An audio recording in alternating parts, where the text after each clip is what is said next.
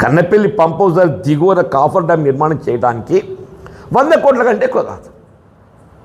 అంటే ఇవాళ టోటల్ ఏదైతుందో అదొక 100, ఈ రెండు కలిపి 200 కోట్లతో ఏదైతుందో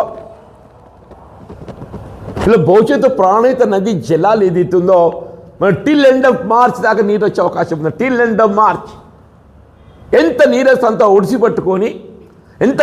ఒడిసిపట్టుకొని ఏదైతుందో ఎగువకు తరలించుకుంటే 60% ఇంక్లూడింగ్ హైదరాబాద్ మన కరువును అధిగమించే ఒక అవకాశం ఉన్నదని చెప్పంటున్నా. ఎస్ఆర్పి వల్ల ఇది 40 టీమ్స్ ఉన్నదన్న. దాన్ని కూడా ఎగువకి ఏదైతుందో రివర్స్ పంపింగ్తో ఎస్ఆర్పి కూడా పట్టుకపోయే అవకాశం ఉన్నది. అవి చేయి నువ్వు. ఇప్పటికైనా ఏదైతుందో ఆ వరుణయాగంతో ఆ రేవంత్ రెడ్డి గారికి ఉత్తమ్ రెడ్డికి ఏదైతుందో జ్ఞానోదయం కావాలని చెప్పి దేవుని ప్రార్థిస్తున్నాను. ఆ రేవంత్ రెడ్డి గారికి ఉత్తమ్ రెడ్డి గారికి జ్ఞానోదయం కావాలి.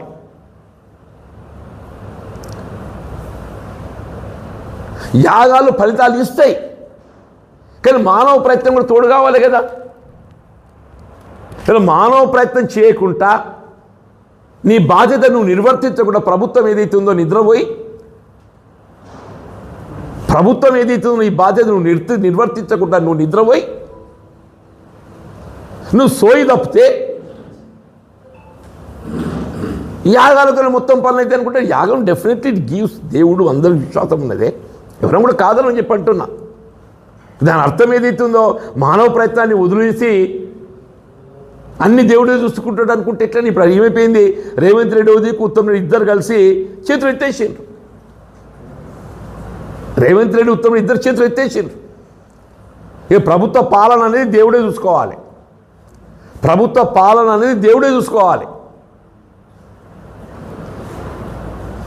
అట్లా అయిపోయింది పరిస్థితి. ఈ రాష్ట్ర భవిష్యత్తు అనేదిగా రేవంత్ రెడ్డి కాదు, ఆయన చేతులు ఎత్తేసి నా చేత కాదు, నాది అయిపోయింది. ఇక ఆ దేవుడే కాపాడాలి ఆయన మిమ్మల్ని, నా పని అయిపోయింది. నిజంగా దేవుడే కనుకరించాలని చెప్పి అంటున్నాం. మేము కూడా అదే కోరుకుంటున్నాం, దేవుడిని కనుకరించాలి నాయన. ఇంకా 2 ఏళ్ళు మేము భరించాలి వెళ్ళను కాబట్టి, ఇంకా 2 సంవత్సరాలు మేము ఎట్లా భరించాలి, మాకు తప్పదు కాబట్టి ఆ దేవుడే కనుకరించాలి. వీళ్ళ జ్ఞానోదయం కావాలి. 200 కోట్లు పెట్టి ఆ Kannepalli pump house coffer dam నిర్మాణం చేయు, ఆ అన్నారం సుందీల గ్రౌటింగ్ చేసి ఆ చేస్తే కనీసం ఏదైతుందో గోదావరి ఆధారపడినటువంటి ఒక కాళేశ్వరం ప్రాజెక్ట్ అనేది ఏదైతుందో ఇక పూర్తి జల వినియోగానికి వస్తుంది.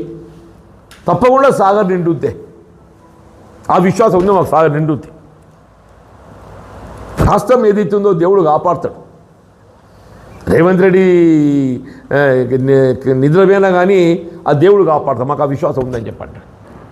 వాళ్ళ ఎంతవరకు అయితే నువ్వు తుమ్మడేటి బ్యారేజ్ నిర్మాణం చేయవు, నీకు మిగిలింది 2 సీజన్. ఈ కథలు చెప్పుడు కాదు. సోనియా గాంధీ గారు సాధించలేంది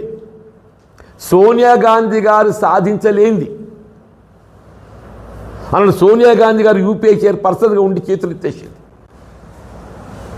మహారాష్ట్ర ప్రభుత్వం కాంగ్రెస్ పార్టీ సోనియా గాంధీ అధీనంలో ఉండి కూడా ఏదైతున్నదో ఆమె చేతులు ఎత్తేసింది.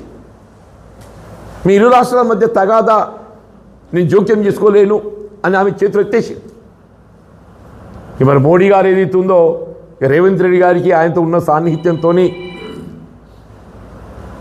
రేవంత్ రెడ్డి గారు మోడీ గారితో ఉన్న సాన్నిహిత్యంతో ఇప్పిస్తే సంతోషపడతాం మేమైతే, వీ వెల్కమ్ ఇట్. కానీ ఏదైతుందో ఆ సాకుతోనే నువ్వు జాక్యం చేస్తే మాత్రము నేను ప్రజలు క్షమించరు అని చెప్పని